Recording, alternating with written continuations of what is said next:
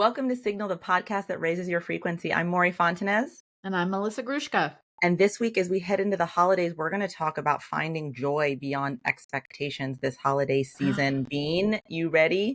I'm ready. Hi, Bean. Hi, Bean. A warm welcome to you in this chilly winter time. It's actually pretty chilly here, too, in Santa Barbara in this moment. Okay. What is it? You're like, it's like in the high 60s. See? Exactly.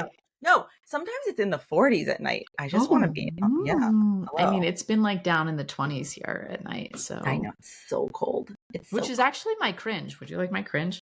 Yes, let's get right into it. I don't want to mess around. You have a holiday cringe? I mean, it's a seasonal cringe, but not really. I'm just going to say it. Okay. And I think I talk about weather a lot and you get really angry, and this is sort of related to the weather, but it's not. It's also related to my hormones. It's a combo pack for you. It's a seasonal hormonal problem. Okay, I ran hot my entire life, like on fire hot. No jacket in the winter time, nothing. I am now, as I'm perimenopausal, like so cold sometimes I can't shake it. I'm like, I used to sleep in like a tank top and maybe pants if it was a good day. And now I'm like in sweatpants and a sweatshirt. Sometimes I will sleep in a sweatshirt, which was unheard of my whole life. I am now so cold. I don't know what's happening. This isn't me. Are you heating your house at the same level? As what? Like, is your house the same temperature? As always? As it's always been? Yes. I'm freezing. I'm freezing outside. I'm freezing inside. I can't warm up. I'm always like going in. I'm like, oh, it's cold out there, into stores. I'm like one of those people now. With your wrapping your sweater around yourself. 100%. Yeah. 100%. Wait, you know that this is the opposite of a perimenopause symptom? No, I looked it up. You can start having temperature dysregulation issues, which can be hot or cold. And maybe because I always ran hot, it's switching the other way. Because a lot of people run cold, don't you think? Yes. Yes, and then in menopause they're hot. Oh, you think that's the hot flash story? I think I'll still have hot flashes. I just think that my hormones are wonky donkey and they're making me feel all kinds of things, like coldness, which really kind of sucks. Although so does feeling hot. Do your hormones also make you say things like wonky donkey? Probably, because I've never said that before. Thanks, hormones and seasonal changes. Just as you're turning into an old lady. I go into stores and wrap my sweater and say, oh, it's a wonky donkey out there. Oy, oy, oy. All right, you say something that makes us not sound old. Well, I have a delight, which is that my mama's birthday is right before Christmas. It's on the 23rd. She's a little Christmas baby. And I am coming there to surprise her. Wait. What if she hears this? She's not going to hear it. Our moms don't listen. Our moms don't listen to our podcast. She always says, I miss this Tuesdays with Maury. When do you do that? It's like this Instagram thing I do on Tuesdays. So I know she watches that. So no, I'm excited. It's really becoming more and more apparent how precious these birthdays are. So the kids and I are flying there to surprise her and hopefully not give her a heart attack and make her happy. Which is so kind because you literally were just there. I was just there. I know. Yeah, but I'm really gonna be floored. I'm really realizing, I think it took us a couple of years to settle out here in California. Yeah. And now that we've settled, I'm like, oh no, I do need to want to go back more consistently to the East Coast. So I'm starting to notice myself booking more trips and like being more open to doing that. Whereas when we first moved here, I was like, I'm not leaving California ever. Okay, well, I'm on the East Coast, so don't forget. There you are. We're only coming for a few days. I just meant one of your trips that you booked. Oh, I never forget.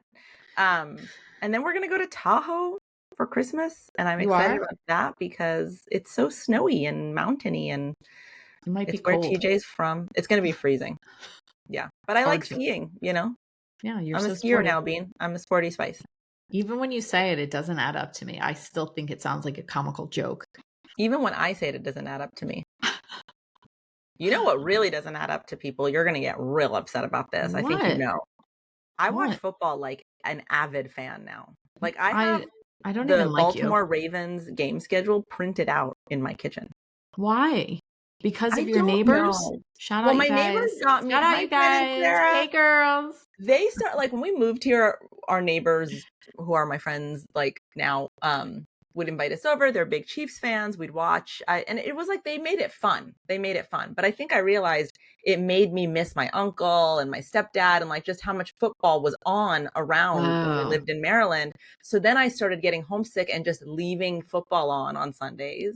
Then I was like, oh, I wonder like, oh, I miss Maryland. I wonder what the Ravens are up to. So I started watching the Ravens with my son. And Keon and I are so into it. We have jerseys that we put on every game. We went when we went home for Thanksgiving. They had a game that Monday, and I was like, we have to watch. So we went to my uncle's house. My cousin was like, "What in the hell? This is awful. Like, are we sitting here watching a Ravens game because of you?" But that's who I am now. I need you to accept me. I want to accept you, but I also feel like, who are you? You ski and watch football? Are we going to be friends by next year? Hopefully. I get it. This is a metamorphosis. It's really hard for me. This is a hard challenge. Side. Yeah. Wow. Speaking of challenges. The holidays, eh? The holidays. Okay, so the holidays are here. However you celebrate, there's a lot that goes with it. So we thought we would do a little check-in with you all before you go off into the holiday chaos. This is also notably our last episode of the year. We'll be back with new episodes in January, but this is our last episode this year. 2024. And so we thought, how do we want to go out in 2024? We want to make sure you go into these holidays and you're able to reclaim your holiday spirit and find some joy even in the pressure and the chaos and the expectations of it all. I'm not going to lie, every year as a Jew, in case anyone doesn't know, I, around Christmas time, truthfully, truth talk, am always so grateful that I don't celebrate it because it seems like so much that you go into stores and like it's like ransacked, like the shelves are half empty, everything's unfolded, people are mad, they're honking in the parking lot. It never seems so joyful to me. I get the idea of it being joyful, but every year I'm like, oh, thank God I don't have to overspend, overstress, host a million people, and like we just have our silly little Hanukkah. When is Hanukkah this year? So late. It's like after Christmas. It ends 2 days before my son's birthday. So I have 8 days of Hanukkah. It goes all the way into January. It goes into January. It ends January 2nd. So subtract 8. Yeah. It's so late this year. It is silly late. Little Jews. It's also like all up in New Year's territory. New Year's and then Remy's birthday. It's too much. Get out of here. Get out of here, Hanukkah. Get out of here. Well, okay, so that's interesting. I wonder then if you feel like, where I thought we'd start is like, why do we put so much pressure on ourselves around the holidays? And it has a lot to do with societal expectations. Like, do you feel being Jewish then and not having this Christmas stuff, that there are societal expectations in your community about like holiday traditions and like how to have the perfect Hanukkah and like, you don't see a lot of that content, but you see the like perfect tree, perfect gifts, perfect family, perfect Christmas morning kind of stuff. That's because Hanukkah is not supposed to be like that anyway. My mother actually, you'll believe this, was a big believer in not like Christmasizing Hanukkah. So every year we got like tiny gifts each night. I have to say I go a little bigger for my kids, but like I got my favorite gift one year was like a 90210 lip gloss. That was my gift that night. It was like a strawberry roller lip gloss. And I was like, hell yeah, Mom. But she never wanted to make it like Christmas. I don't even think she likes that I like to decorate as much as I do for Hanukkah because it's too Christmassy to her. Hanukkah's not supposed to be like that. What do you decorate? What does it look like in your Hanukkah house? Decorations suck. Yeah. It's the worst. It's just like a bunch of Jewish stars. There's like literally like dreidels and menorahs and Jewish stars. It's not that fun. It's not as fun as reindeer and Santas. I agree. And ask my kids, they're like hardcore. Can we just get this is bad, but I feel bad in Western cultures when kids don't get to have Christmas fun. Well, we get 8 crazy nights. 8 crazy nights. Well, by the way, I'm not Christian. I think everyone who listens knows that, but I did grow up celebrating Christmas, I think just culturally, but the consumerization part of it for sure. Like it's all about the Christmas presents and the Christmas cheer and like Christmas Eve and the dinner. And I love Christmas music. Like I'm telling you, I do too. Thanksgiving Day. Me too. I made us all start listening and we've been listening since then. It's cheerful and joyful. It's so cheerful and jazzy too. Yeah, actually. I feel like Christmas music epitomizes what the true feeling of Christmas should be rather than what it's become. Yeah. I feel like Christmas music epitomizes what the true feeling of life should be. Oh shit, let's just do You it year know? round. I'm just like, God, I just want to live in this Yeah. feeling Sleigh of, bells. So that yeah, was it. That's all. ring. Ooh, Yeah. that's all you get from me today. Wow, that was nice. But I do think So, it sucks for you guys that you have so much pressure. well, I just think that like it's really about like, what we talk about this all the time, but like what social media, what like consumerism teaches us about Christmas and about the holidays. And so I think that my flag for y'all that's been the freedom moment for me is, what are the outside expectations that I'm trying to match? And is that fun anymore? Like, am I No. actually enjoying doing it the way I saw on TV or on Instagram? Or is there a way that like our family, so for example, we go to Tahoe the day after Christmas every year since the kids were little. That's our Christmas tradition. Like it's more about that to us than anything else. And that really had to be about what is actually going to bring you guys joy as a family, not what are you being told from the outside is a perfect holiday or the right way to do this or the right place to be for this. But I So, think that's the problem. That's why I think people are yeah, stressing themselves out because that's their what I'm kids have these expectations now. It's not even you having like, I need the perfect this, I need the perfect that. I yeah, think it's these kids are seeing so much shit everywhere and then they want it. totally. And I think then the financial stress and pressure Yes. that comes with the holiday season, let's just give that a moment. You want to fulfill these expectations. You want it to be the perfect holiday. And then you put yourself in financial strain to make that happen, which then does not make it perfect. So I guess I would challenge us all to ask, is it like, the feeling of being together and connected and finding some joy and cheer in this moment, does that matter more than making it perfect, making it materialistic, making it big and bold? Like what's the cost, I guess is my question. What's the cost of meeting some high expectation on your own enjoyment, and is it worth it? That's checkpoint number 1 I'd like to offer in our conversation. I think also, I don't know if this is correct, but it seems that you Christians also That's buy another so many question. gifts for extended people. Like for me, for Yeah, Hanukkah, I just get my kids stuff. I'm right. not getting like my parents and Yeah, like my neighbors. Like I'm not doing all this stuff. And it seems that there is an expectation that you buy for your cousins, your aunts, because you have so these huge true. parties. I can't imagine the financial burden people must endure to be able to provide even small gifts for that number of people and Yeah, the pressure of like thinking and making it meaningful and all of that. Part yeah. of our brainstorming when we talked about this was what were other ideas, but Oh, excuse me. we didn't really One come thing up our with any. family started Yeah. doing was just picking a cause and a charity, and like each family would Same. buy something for a family we adopted or a cause, and that would be the way we did it. But then we'd sneak in, I'm always the worst. I'd sneak in a little gift from my cousin who's like my sister and this and that. But I think for me it's about how much I enjoy giving people gifts Yeah. and also Me taking too. the pressure off of like it doesn't have to be expensive, it has to be thoughtful. But that's hard. I know. I know. That's even more pressure is making it Yeah. thoughtful. Yeah, it's true. So I think it's like, I don't know. I think that if that financial strain is there, get creative about how you guys, we did one year, we wrote each other letters. Oh, I saw that as a Like we wrote each other suggestion. love letters, I my Googled family. some different ideas because I Yeah. thought we're saying all this, but people need some tangible shit. And one of Yeah. them was writing gratitude notes instead of buying gifts, which I'm Yeah. sure like not everybody can get behind. But other ones I thought were cute were cooking together, like just Yeah. taking the day and like spending the day cooking the meal together instead of putting the pressure on one host. Yeah. A movie marathon. How fun would Cute. that be That's fun. instead? And you could buy like little things, like someone could buy the popcorn, somebody could buy the candy, somebody could Yeah. buy like cozy blankets, and then you could do like a Yeah. relaxed event.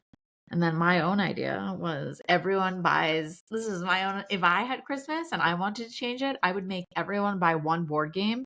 And then we would like, there would be an order and people would get to pick which board game we play first. And then you would do like a white elephant of who takes home which board game. That's cute. That's Thank a you. really good That was my idea. own idea. Thank you.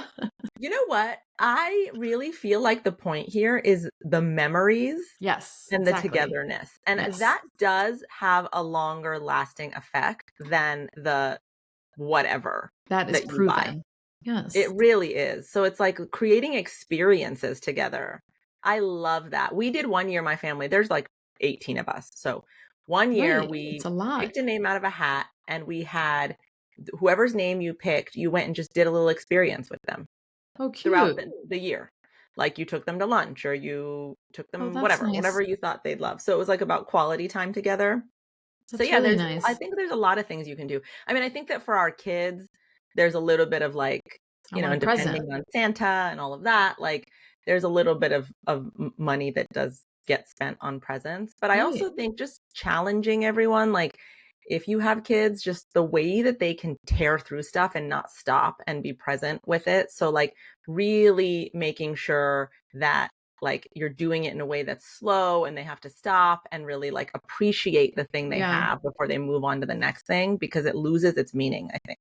I say with 8 nights of Hanukkah, it's the same thing. Like the Yeah. first night's super exciting, and I sort of Yeah. stagger my gifts so that like the first one is the least exciting and the last one is the most exciting. But by day like 4 or 5, it's kind of like, yep, where are our presents? You know what I Yeah. mean? And my kids aren't Yeah. not grateful, but it's almost like, yep, we've been doing It this for 4 loses its, days. yeah, And it kind of totally. feels icky. Yeah. More is not more, I think. I think less Yeah. is more. But I think that it's is like, tricky in this it's hard. society because Yeah. they see all of these things and they see all of their friends. I mean, my daughter has a white elephant party or something, and she's 13, and the price range is $40 to $60. I No was like, way. what My high in the schooler is the max is $10. exactly, what in Yeah. the fudge is this? That's what That's I was like, crazy. what? And then she was like, I might be invited to another one. I was like, hell no. I am not dropping $100 on some strangers. Yeah, that's wild. That's It's way too much. It's ridiculous, but this is Yeah. like a big 20-person party or something. I'm like, all these kids are going to spend it. Again, I Yeah. feel like it takes away from the fun of like just getting together. And I always think cookie exchanges look really fun We from used you to do that when I Christians. was young. Yeah. Who doesn't love that? Like a That's cookie real fun. bar? Yeah. That sounds Oh my great. I God. think we need some more tangible ideas and we didn't come up You with gave a enough. lot of them. I think Oh, I again, did. it's just like I think in this realm, I think we're just saying, hey, if you're feeling yourself stressed out right now about spending the money or about making it look perfect, just check that against your own values. What do you actually really value? Is it time spent? Is it presence? Is it memories? Is it experiences? And just make sure that you're living your values during the holidays, not trying to like check some box that was externally created for you about what perfect looks like. That's, And I I think, checkpoint number one. and I do really think that if most people, if in their souls, their number one is the memories.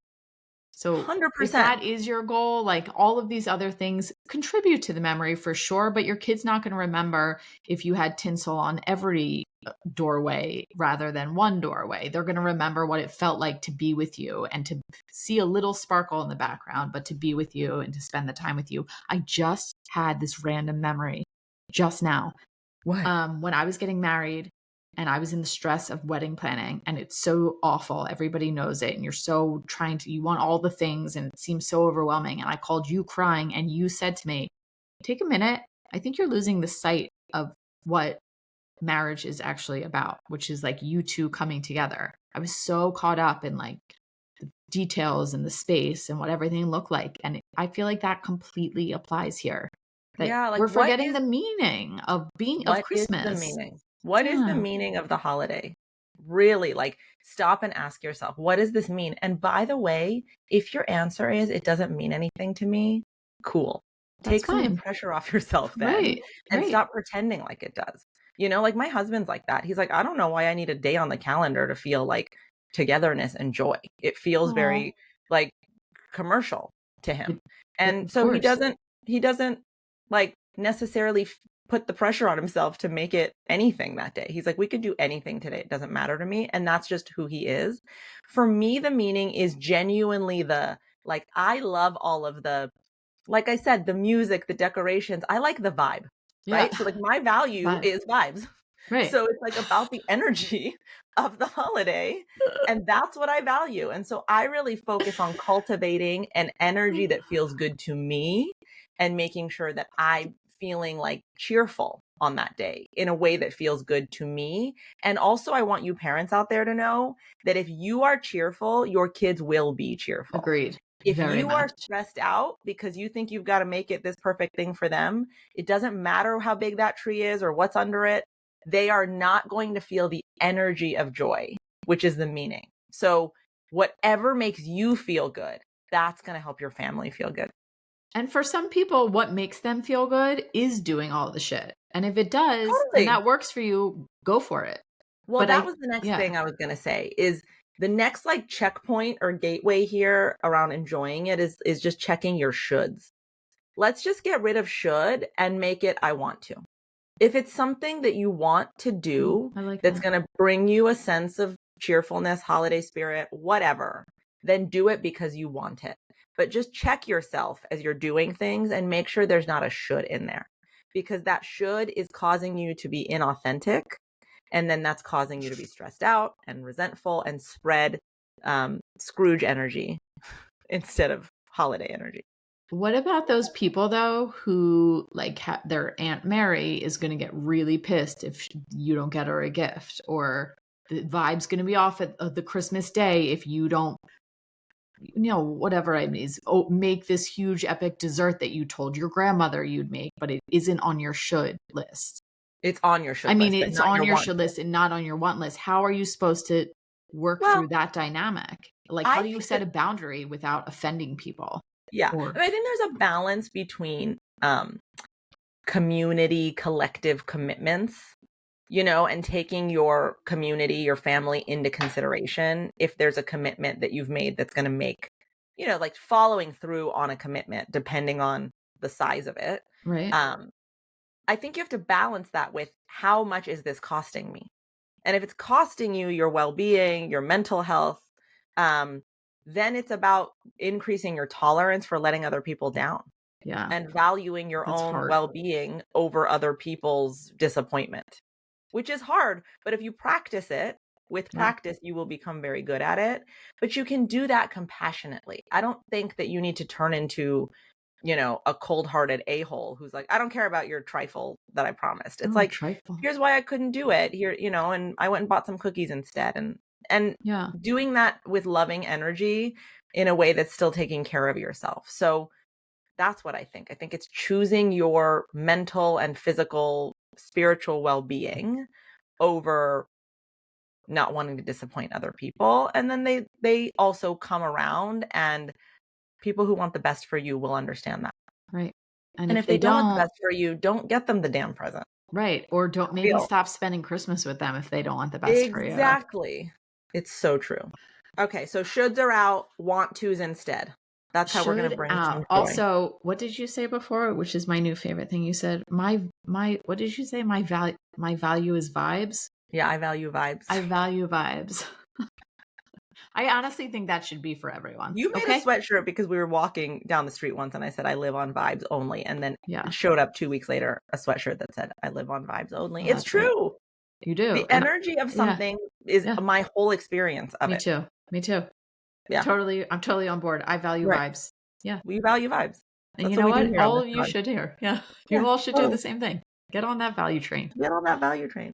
Okay. So we're going to make sure that we aren't trying to be perfect or following some other person's rules about what a good holiday, perfect holiday is. We're going to relieve some of that pressure. We're going to check in with our own personal values. What do you value? How do you make sure your values are a part of the way you celebrate the holidays? And then you're going to let go of shoulds. You're going to focus on wants. Now let's get to some mindfulness around the holidays. So nice. This can really, I think, help round us out and just make the holidays a little bit less stressful. So, the first one is always around the holidays, finding gratitude.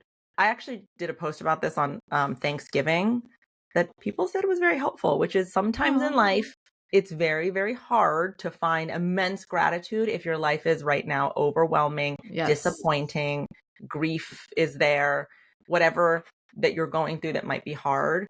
Like, it's okay not to be jumping from the rooftops with gratitude, but like, what are the little tiny things that bring you little tiny moments of joy that you can be grateful for? For me, it is when it gets dark and the Christmas tree's lit up and it's the only lighting that's in the house and I'm sitting in the living room. That's pretty. Like, it makes me so happy. And I stop and I go, oh, I'm so grateful for this right now. So just finding the little things that make your heart fizz with joy, and just stopping yourself and being mindful of the gratitude you're feeling in that moment for whatever is happening. And if it's not holiday related, that's okay. What can you do for yourself in this season that gives you those little moments of like, or this is exciting, or this makes me happy in this moment, something tiny. Collect those moments and stop and really take them in. And maybe write them down and then next year revisit them when you're feeling really stressed out and you need a reminder of what's really important. I was really thinking when you were saying this, though, you can see in my face, was that all of these tips are honestly kind of helpful for all year round. 100%. Like setting boundaries, not spending our time with people who make you feel like shit. Finding gratitude in small moments, especially when life is really hard. Yeah. Yeah. And then also just finding presence. Like, I think in order to be grateful, we have to stop our minds from worrying and just find presence. So I think the mantra I've been repeating to myself a lot this year is the solution is never in the worry. You're not going to get to the answer in this headspace. So I've been giving myself a pass.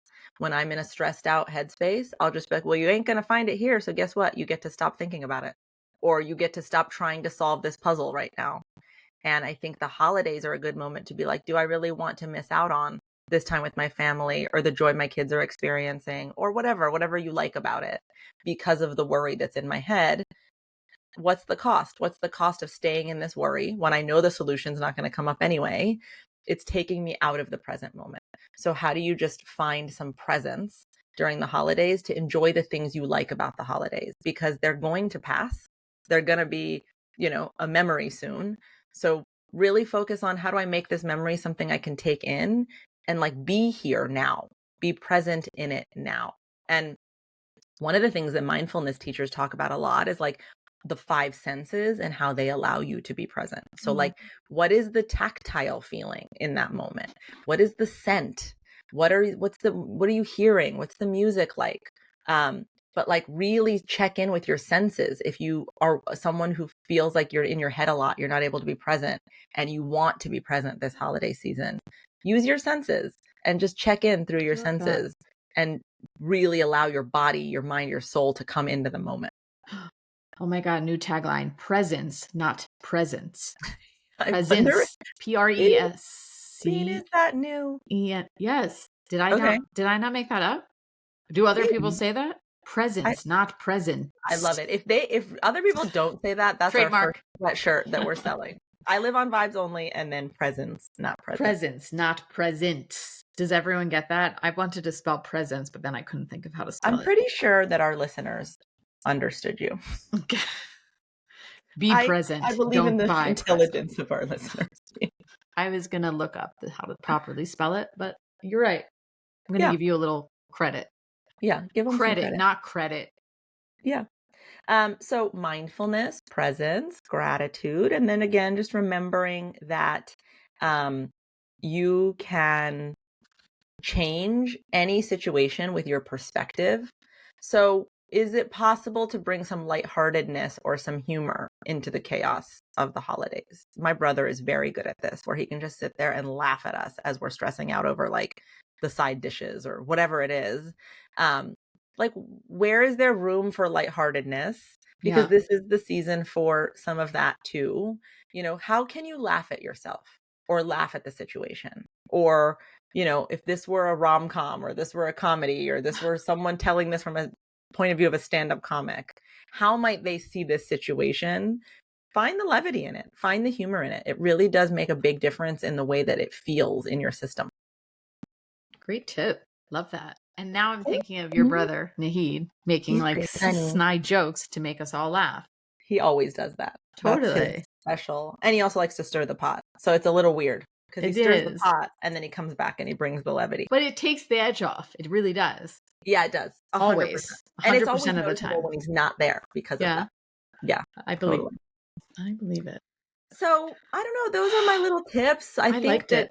Yeah, you liked it? Do you feel less stressed out? I mean, you weren't stressed out anyway. I wasn't stressed out anyway, but I do feel bad when I watch everybody look so stressed out during what I think is supposed to be like a beautiful time for people and a beautiful time to be together. But I know it's not that simple anyway for everybody. There is a lot of trauma in families and a lot of things. Oh, hashtag check out our re-aired episode 2 weeks ago about feeling triggered, because I know it's a real problem. And we're saying these things like do a board game night, and it's not that simple. But there are things like finding a moment of gratitude or being able to laugh at something that's applicable even in tougher situations. Well, and I'm glad you said that, because you're right. There's all these family dynamics that come up around the holidays, and it does bring back a lot of old stuff and trauma and triggers. And so I think we didn't talk enough about boundaries, but like, suffice it to say, it is your holiday. It's about how you want to feel in community with others, but it starts with you feeling a sense of well-being. So if being in a certain situation or around an old family member is not going to allow you to be in your well-being, then a loving no is the only answer there. Do not sacrifice your well-being, your mental sanity, your feeling of safety psychologically, just to make your family feel like they can go along with the same old traditions. It's okay. You're here to be the breaker of these traditions for a reason.